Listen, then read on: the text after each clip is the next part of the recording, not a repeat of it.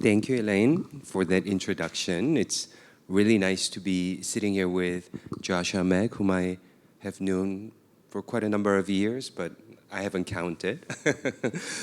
So we know each other at least from the days I didn't have gray hair when we met. Okay. At least as, well, definitely back to the time that when I was working at the Walker Art Center in Minneapolis. And then there is a little bit of background story to that. Of course, Kudo, Tetsumi Kudo was, I guess, the main reason how we got to know each other and became friends and colleagues. But your history with the Walker was longer, and I think it might be interesting for me to tell a little bit and for you to also join and supplement, because, you know, Tetsumi Kudo, we will get into that now, is much better known name now, but certainly wasn't about 15, 16 years ago when the Walker show opened. And the Hauser Wirth, of course, has done a lot to raise the visibility and awareness, as you have as well. But anyway, what I wanted to start out with was that the fact that I was able to do the first, not only first survey exhibition of Tetsumi Kudo's work in the US, because he had career mostly in Japan and Western Europe, but not much else outside of that. And then the fact that I was able to do that exhibition as a young curator had a lot to do with a lot of the groundwork that the Walker Art Center had done as a really pioneering institution, really thinking about global art in the middle of the country in the US, so-called flyover zone, but it was so much more advanced and enterprising in thinking beyond the typical Western narrative and discourses. And that you were very much related to that. I mean, that initiative was led by Kathy Halbright, who was the former director. She was the director for 16 and a half years from, I don't remember, like from the 90s until... About 93. Okay. Until about 2008. Before she moved to MoMA. Just after the new building opened. Right. She did a Herzog and de Meuron building, an extension of the museum. And that museum was also one of the first to buy Gstaad in the United States. They were very, very early on in looking at Gstaad. They did a lot in terms of buying art from Latin America. Doryun and another young curator who got her start there, was then at DN New York, Jasmine Raymond, who did a show of art from Latin America, young Latin America. We did a group show of young contemporary artists from Asia and Latin America and Eastern Europe together. So there was a lot of institutional support and will over the years, especially under Kathy's tenure, to really revise the Western-centric art history. And Kathy had done in 1988, she did a show with someone named Tom Sokolowski, who at the time was working at the Gray Art Gallery in New York. It's associated with the university. They did a show of contemporary art from Japan. So she had already been in Japan several times. She really had begun to understand that there was an immense amount that was happening outside the United States. And that was something that was exceedingly important to her when she became director of the Art Center to really make an effort to expand the brief of the museum, the brief of the collection, to nurture them. That's right. I mean, there's even a slightly longer history to that in 1986, there was an exhibition called Tokyo Form and Spirit, which was at the Walker Art Center, and that was done by the previous director, who's also a legendary figure, Friedman, I forget his first name, Milton Friedman, and I think he was a director there for over 30 years. He was of that generation of museum directors who came of age, Martin Friedman, excuse me, in the 50s and 60s, and these are the people who really built contemporary art institutions all across the country. There are some of these key figures. And Martin's wife, Mickey Friedman, was also the director of design in that museum. So two of them organized a very ambitious exhibition of Japanese art and architecture and design of the time in 1986. There was another landmark exhibition, coincidentally, called Japon des Avant-Gardes, or Japan of Avant-Garde, that was organized by Centre Pompidou, which also opened in 1986. So these two exhibitions and smatterings of other exhibitions really sort of opened the field and the eye to what came out of Japan in the post-war years. But things were starting to build, but only incrementally. And this very Euro-American centric narrative was, still is quite dominant. It's a difficult thing to turn around, but it's important to remember that this groundbreaking projects had happened in some of the major institutions, and I think that really sort of paved the way slowly. There also was a very, very important exhibition at the Guggenheim Museum in New York. Alexandra Monroe did Scream Against the Sky, which was a survey of post-war Japanese art, and she really has been instrumental in developing an entire generation of young scholars who are now studying Japan and moving on and studying other aspects of 20th century art in Asia. And that exhibition included not only Gstaad, but also included Kudo. And I would say was really probably the first time that Kudo was exhibited in the United States. There were private collections that held Kudo already.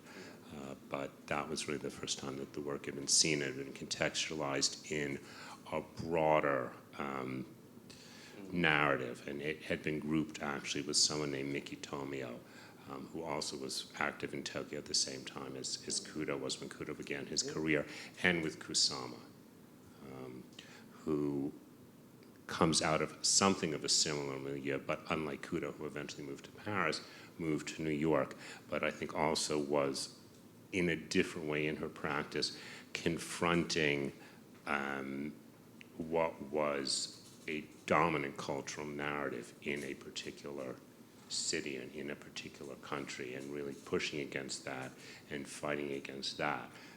Also, obviously, from her position as a feminist, but nevertheless, as an Asian woman. Yeah, so maybe I can talk a little bit about how.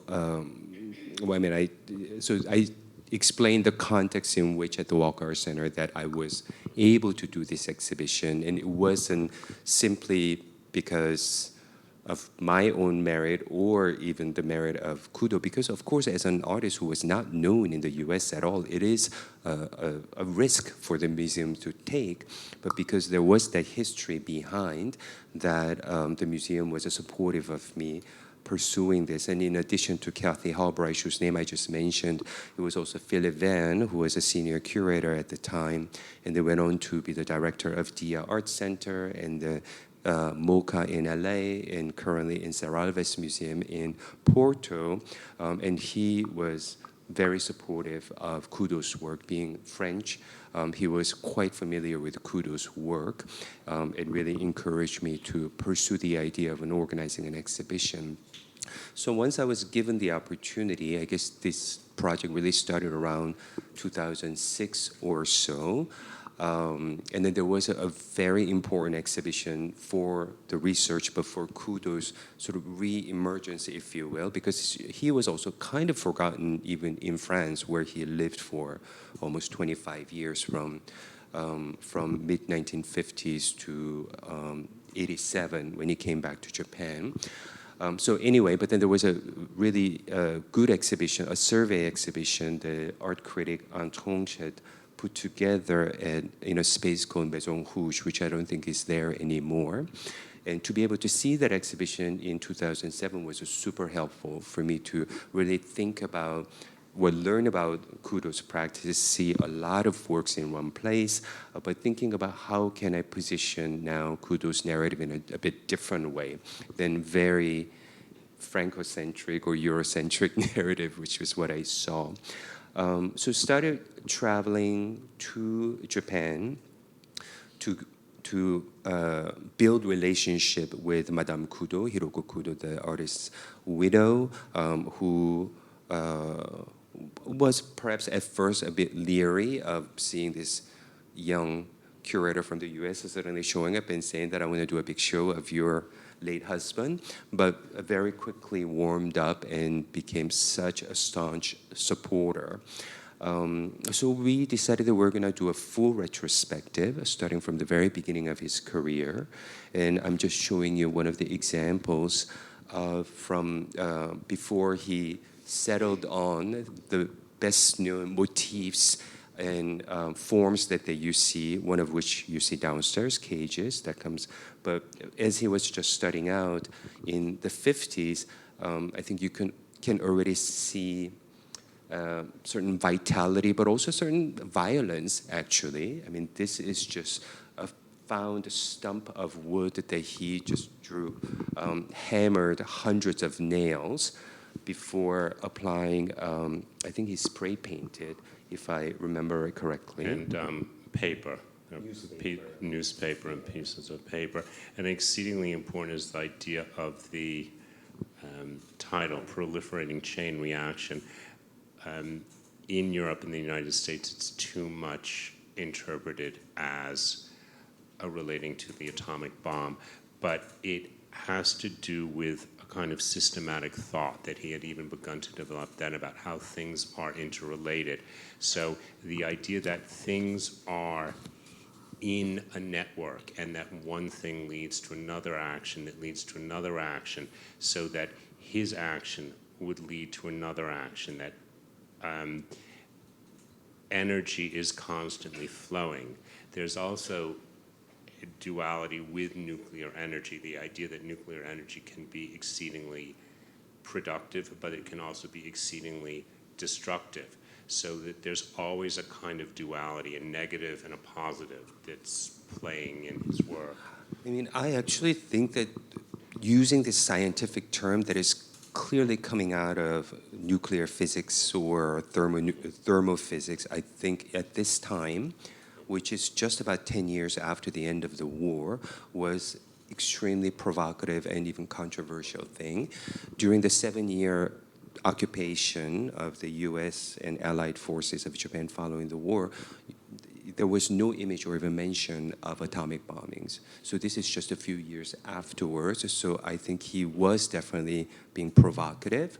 But as you will see, as we talk about Kudo more, that, and as you were referring to, there's that sort of collapsed duality, the positive and negative, and the dark side, and the sort of optimistic view to the future was very much there from the very beginning of his career.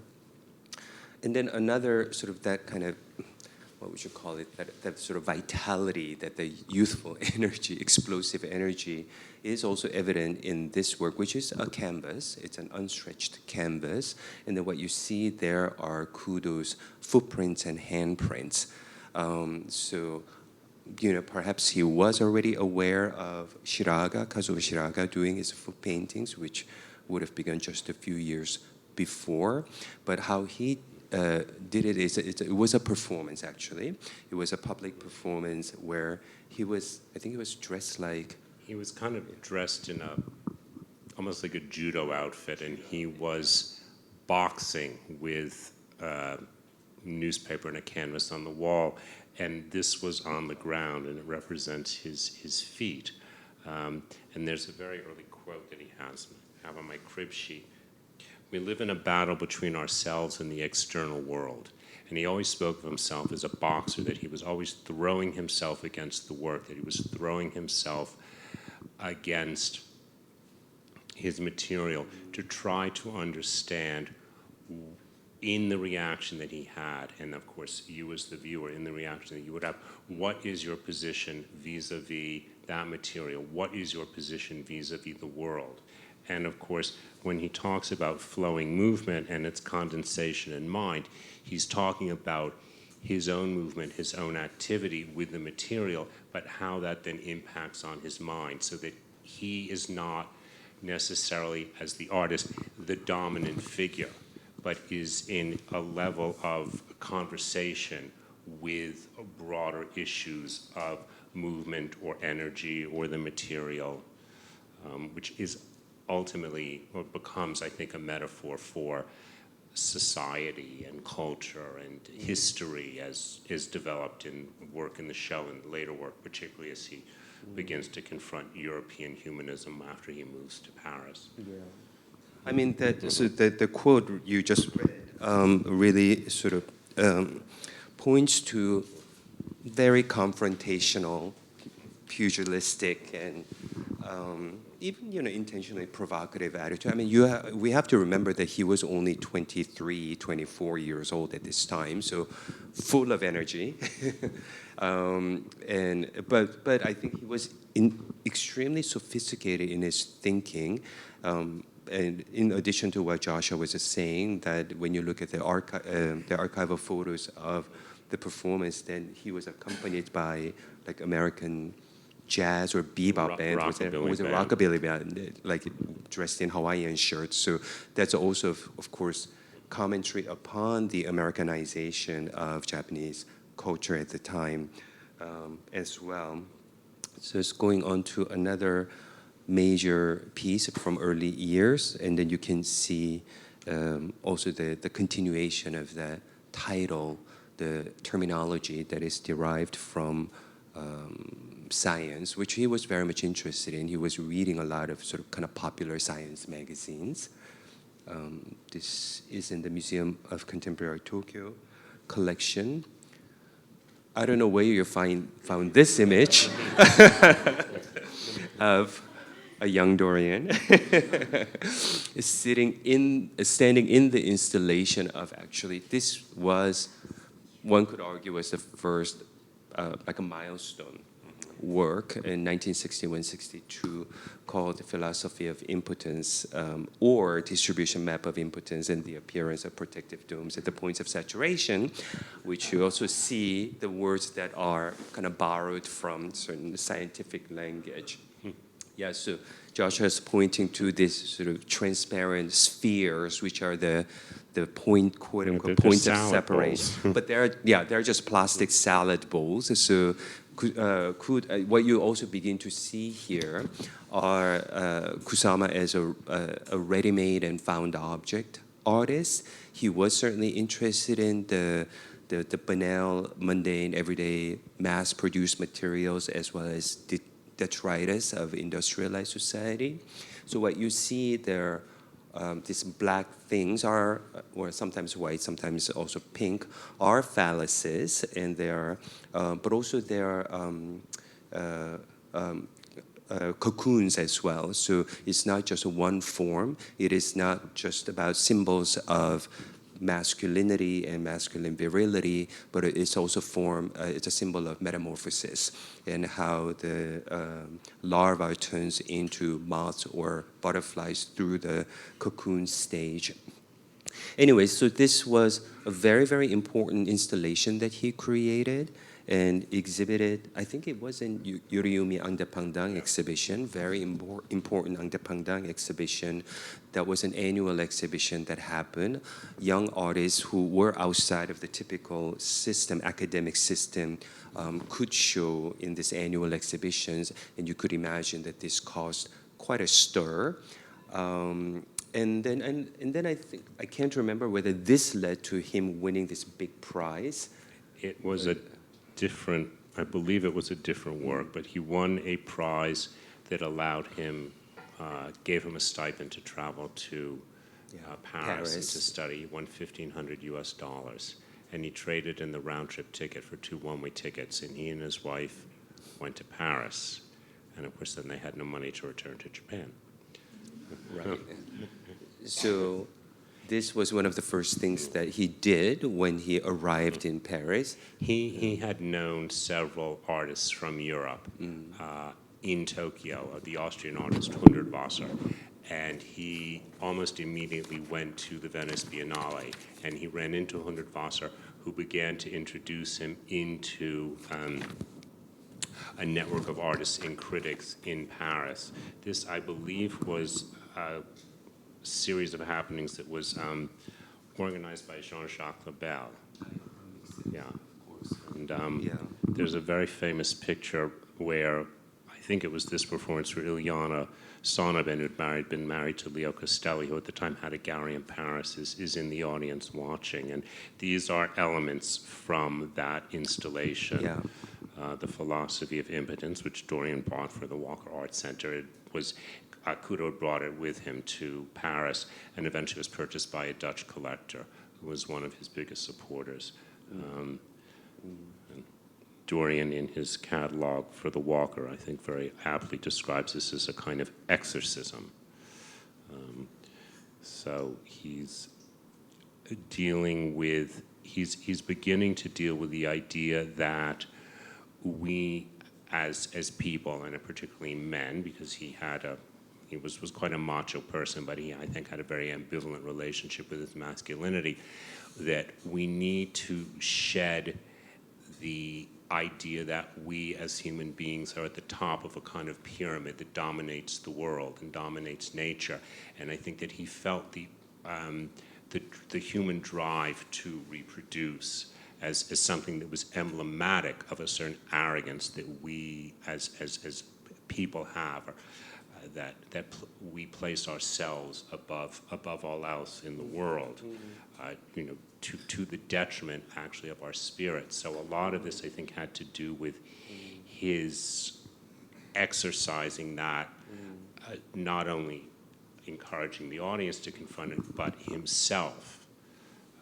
Because I think that he also was on a personal journey to challenge himself to begin to understand his position in terms of the world and the huge scientific issues that he was interested in dealing with. Yeah, I mean, it's interesting that you're mentioning his sort of ambivalent relationship to masculinity, and I think that also is maybe one of the reasons why artists like, happen to be Hauser Wirth artists, Paul McCarthy and Mike Kelly, who are, straight male artists who were really kind of questioning and destabilizing in many ways of male sexuality and masculinity. I think they were such fans and even collectors of his work. I think there is something to that. Maybe one more thing to say is that, you will get a sense from his performance that he was certainly not shying away from, or maybe even strategically positioning himself as a kind of an alien being, as a foreigner, the alien as in literally foreigner, but alien as in alien from outer space, and also other kinds of persona that he was going to take on in the other parts of the career. He was certainly conscious of inventing and maintaining certain theatrical personality. Let's see what we have next. Okay, so here's a work from 1966. Your portrait is one of the sort of series title that appears quite often, almost like holding a mirror to show you your reflection, right, so that you can observe yourself. But of course, what you see there is, what do you call this, like a beach chairs, with the kind of molded skins, as if a couple were sitting on the beach and then there was an atomic explosion, and what's left are just husk, or just the skins, melted skins that are left on the chairs. So certainly grotesquerie was a very important part of his work, but also but in the materials that he used, I think there was quite a lot of humor there as well. What he's using here is a fluorescent paint, and that the works are meant to be seen in dark room with black light, which is now in the collection of the Stedelijk Museum. Stedelijk gave him a very large solo exhibitions in the early 70s, 71 or 72, and also has many quite significant collections. mean, there's definitely something in the work where it's, don't take yourself too seriously. And this image and this kind of iconography appears in this very, very strange movie that he did with a Dutch director called Your Portrait, in which he makes the portrait of a cigar-smoking investor whose face eventually melts. And there's a scene with the girlfriend of the collector and the investor where there's a flash and they end up like this. But of course, part of it also is this idea, he began to come up with this idea that particularly Europeans, and the idea of European humanism, that, this chauvinism in Europe and in Western culture where, well, as an American, I can say, we look at ourselves as, this, essential nation that is, above all else, really the most important nation on God's earth, which we can discuss later, that we need to confront our chauvinism, that we need to begin to transform spiritually into something else. We need to begin to molt. We need to begin to shed the way that bugs or snakes shed their skin. We need to begin to shed our received ideas and our arrogance in order to become more, I think, spiritually satisfied. So these, of course, also represent shedded and molted skin. And of course, he's also, I think, referring to the fact, our skin is always shedding, our skin is always flaking.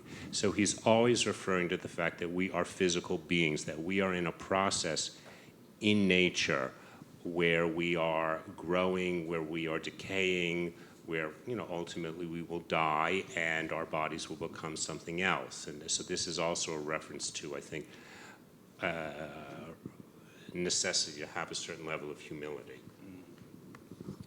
And then so I guess it was really around time that the cages became one of the main sort of body of work in his practice. Obviously, these are just store-bought cages, and the motif or the motif of the phallus that was already appearing, and now they're acting like they're little caged birds or other pets, which is really how he kind of thought about this, almost part bodies or body parts almost taking on their own lives. Then when he talked about nuclear activity or nuclear explosion, and the more and more he will start talking about pollution, which becomes, of course, a bigger and bigger issue, industrial pollution in the 60s into the 70s, all over the world. But if you also look back on to Japan and really the havoc that was wrought by industrial pollution in places like Minamata, for instance, that produced this new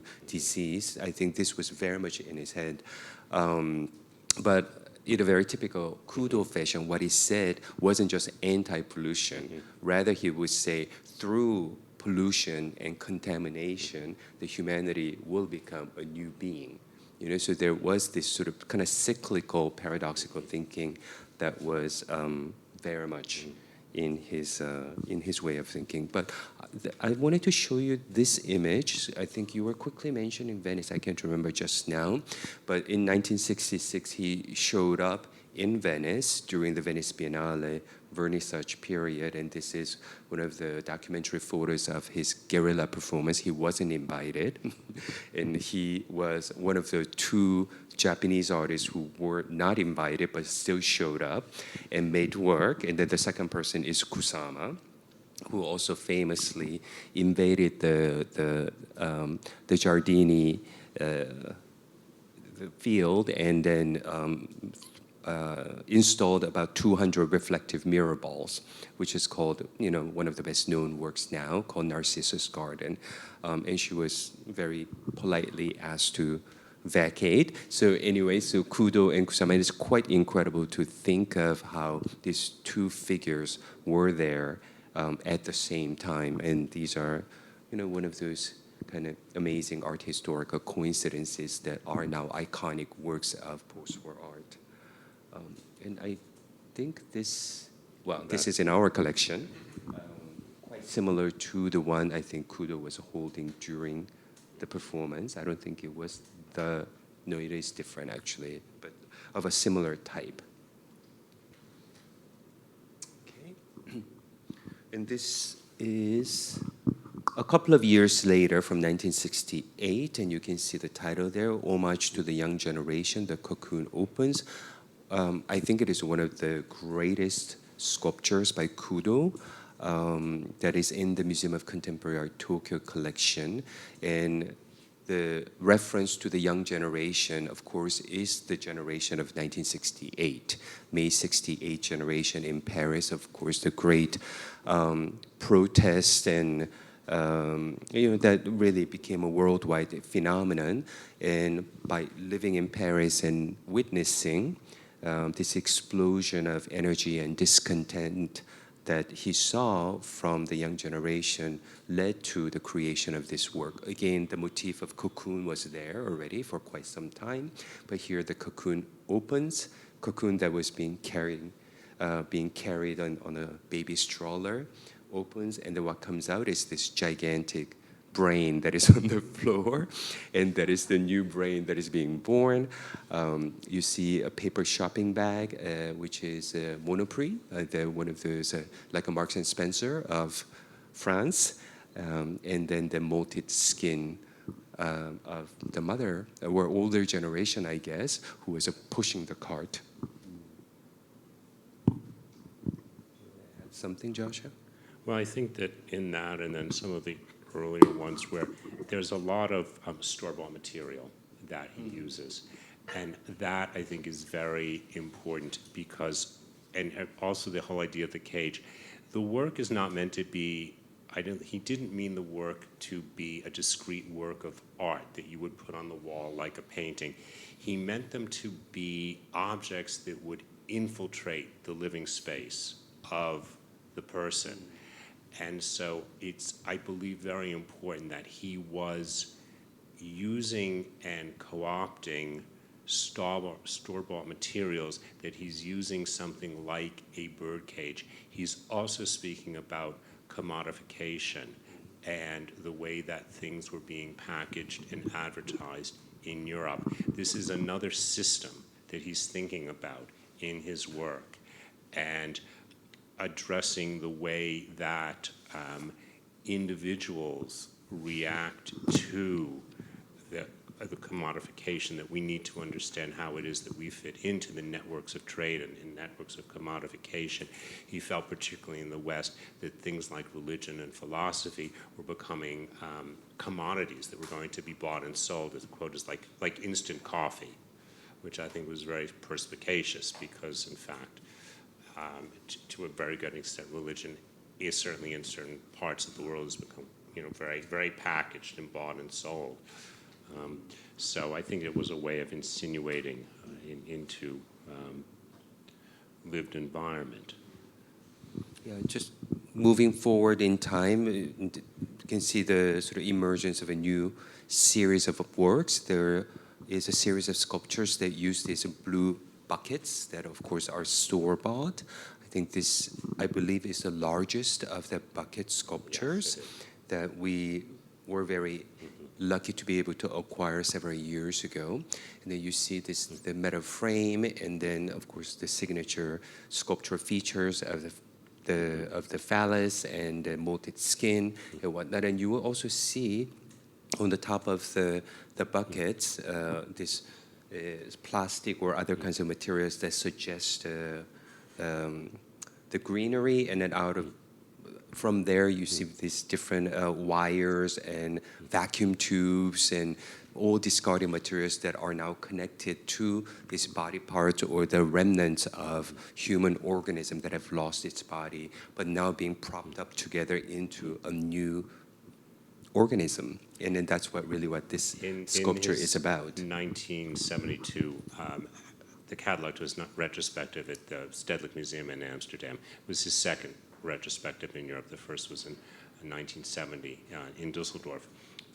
He has a manifesto called The New Ecology, and he understood and believed that technology and human beings in nature were influencing each other in a closed circuit, and that we were, as people were becoming increasingly reliant on technology, the technology was in essence becoming part of our bodies. That technology was influencing nature, that through pollution we were changing nature, and that then of course because we are part of nature, that nature was changing us. So he looked at these things as a closed circuit, and this is kind of his model, if you were, of what is going on, so that you have people who are transforming, part of nature, but being integrated with vacuum tubes. I suppose very few people in the room know what a vacuum tube was, but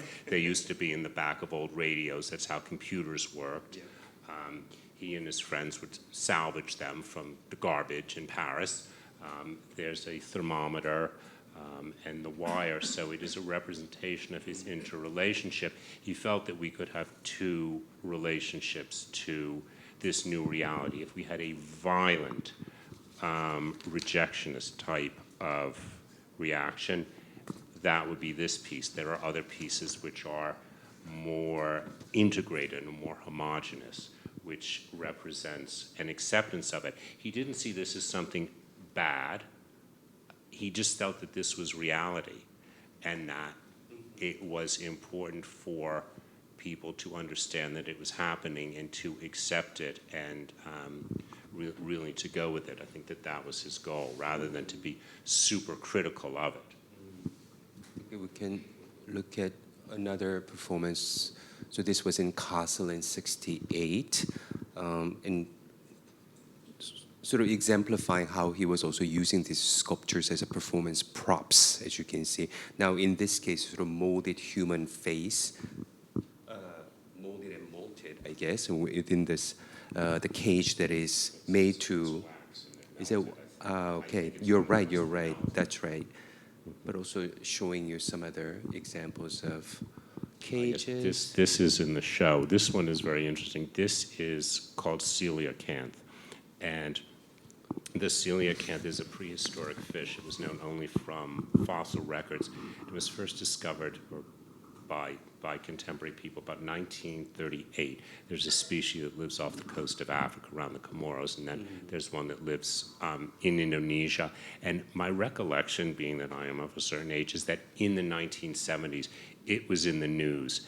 And so this represents the coelacanth, the ancient fish that's kind of discovered by science. So this is a moment in his work where he begins to address also evolution and really deep time. And there's another piece, a cage that has a dinosaur in it, a plastic dinosaur in it. So he's beginning, and this is then something that develops in the cages in the 1970s, to begin to look at the broad spectrum of time and how it is that the history transmits itself, how it is that we understand history. How about this? I think from the title, I think you can also see what Joshua was just saying earlier about, you know, creating intentionally very domestic scaled object for your living room, but of course it's full of the molted skins and now phalluses that are acting like little snails that you might keep for your nice bourgeois taste in space. There are a couple of, and of course he was making a lot of smaller domestic objects, and then part of that also had to do with the lack of space and resources that he was contending with. But there are some very ambitious sculptures, such as this one. If I remember it correctly, maybe this was possible because he was preparing for the big survey exhibition in Stedelijk Museum in 1972. He spent a lot of time in Amsterdam. I mean, Amsterdam in the late 60s into the early 70s was really a hotbed of experimental art. A lot of artists were spending time there, Kusama being one of them as well. And here the title you can see there is Grafted Garden, Pollution, Cultivation, Nouvelle Ecologie. These were three very important terms. As I was explaining earlier, that pollution isn't opposite of life or a cycle of growth and death, but it's actually, it cultivates into a new ecology to emerge. So that almost kind of grotesque scene that also recalls the disasters of war by Goya, that really harrowing print series that depicted the disasters of Napoleonic War. And then you see these body parts that are hanging from the tree branches and whatnot are now made into sculpture forms. But again, in classic Kudo fashion, it is not a devastated landscape. It is actually a garden where these body parts are now growing together with, abandoned brains and whatnot amongst the plastic flowers. So yeah, I mean, I don't think he was being simply humorous or ironic. I mean, he was quite consistent with his new kind of humanistic or post-humanistic, well, I mean, I don't think they had the term post-human at the time, but he certainly could be seen as a pioneering thinker in that sense. So this is in the collection of Pompidou. And then another sculpture from same period with the same title, but with underground at the end, which is now in the MoMA collection. And in this case, then you see the little sort of irregular shaped aperture in the middle on that side. And you are meant to look in to see an underground miniature world where you see all this abandoned electronic circuitry and of course little phalluses and brains that are all living happily ever after. So I think we have a bunch of now different cage pieces, which So in the mid, he had been very successful. Eventually, in Paris, he was very heavily collected in the Netherlands. He was collected in Belgium. There were several French collections that bought very deeply his work. He had a show in Milan, and there was work that was collected in Italy. He was in many group exhibitions, both in galleries and in one-person exhibitions in Paris and in Germany, in Holland. He was in group exhibitions in museums throughout that part of the world. There was work acquired by the museum in Vienna. He actually slightly later he was shown in Denmark. There's work in Copenhagen. There was work in Sweden. He had the two retrospectives.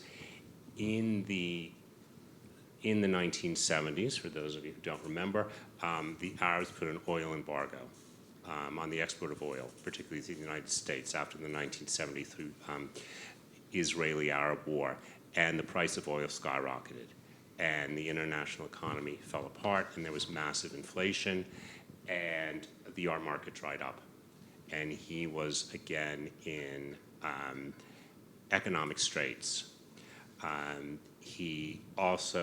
His mother had died, and he had basically been raised by his mother. His father was 33 when he died. He found that exceedingly difficult. His alcoholism increased dramatically. He was a very heavy drinker. And he has a quote that he had been fighting with Europe, and now he began to fight with himself. So a work like this and some of the other works, the image is meant to be himself, but obviously he's the portrait of the artist.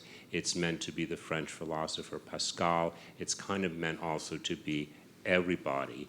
And he is looking at himself and, of course, then Pascal, European culture, in a very metaphorical way, situated in terms of time and the relationship between the past and the future, and what's recorded and what's determined and what is not determined in his hands is string. He's playing the game Cat's Cradle, which is something that he looked at as something that originated in Mesopotamia and in ancient Egypt.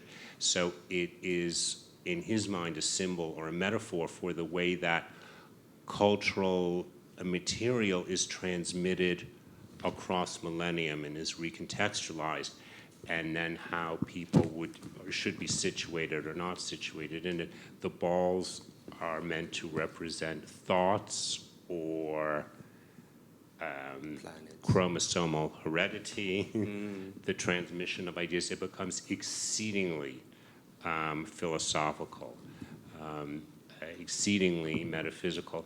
This is also a gesture that has to do with capturing a sword between the hands, which I guess is a move in one of the martial arts. And what happens whether or not, if you catch the sword or if you don't catch the sword. So it also has to do with personal vulnerability. So obviously, we can spend a lot of time unpacking each one of them, but the cages are downstairs. Sorry, I go on terribly long. No, we have to pick up the pace. No, we have to pick up the pace, but then I think it is also good that you will be, if you haven't seen them already, the cage is downstairs, but you can kind of see there's certain repetitions of certain motifs that are happening, but there are constant variations that also always go on. There are occasional wall pieces, smaller pieces, but also the motif of knitting also appears. And then here's another example of him performing with sculptures. But earlier I was referring to he strategically or intentionally also, he's playing Cat's Cradle there, but also inventing these alien characters. Here he could be Buddhist priest, he could be Shinto priest, but he's meant to be ambiguously religious character, which begins to appear towards the later part of his life. The kind of difficulties and strife that he was experiencing in his life and with his health, I think also led to more increasing sort of interiority and expression of spirituality. Not of any organized religion, but just more self-reflexiveness begins to appear. Here's another body of work, which is aquarium works. And then I guess I should just quickly also talk about this figure that is gazing down. Is it's this kind of generic figure in a sense, but also he was interested in the work of Ionesco, a very important playwright, originally Romanian-born French playwright. He made a number of pieces based on that. Sometimes he uses the existing religious icon like Virgin Mary with Christ Child, but this one, of course, has to be called Mother Complex Paradise. Nothing is ever straightforward. This is in the exhibition downstairs. Just quickly showing you some other typologies as well as the kinds of exhibition making that he did. Dice was another very important motif from very early on, in fact. But of course, it's not just any dice, but it opens up to show these gigantic individualized body parts that are their own organisms. Another really large masterpieces that he made is actually this one, a gigantic die that you see. This is an installation view. So what you see is that we already showed that the cocoon piece that was being opened up to birth a new generation. The one image on the left is another cocoon piece. These are not a huge body of works that's in the collection of the Pompidou, and in the big die, which opens up and then you go inside, and then what you see is this radioactive garden. This one is downstairs in the exhibition. Yeah. I think that one is too. But, definitely. Yeah, so maybe I'll just click through the last few slides that show you some other installation views. So that's one of the installation views of the exhibition that I made at the Walker, which was called Tetsumi Kudo, Garden of Metamorphosis. And I think he began to gain more visibility, awareness, thanks again, as was already discussed, to a series of exhibitions that Joshua was involved in New York and other places. And also the National Museum of Art Osaka did a major retrospective in 2014. But in fact, one of the main sources of information when I was preparing was an earlier exhibition by the same museum, which was done, I think, was in the early 90s, soon after his passing in 1990. So National Museum of Art Osaka was quite dedicated to preserving and researching his legacy. And part of that has to do with also his Osaka connection.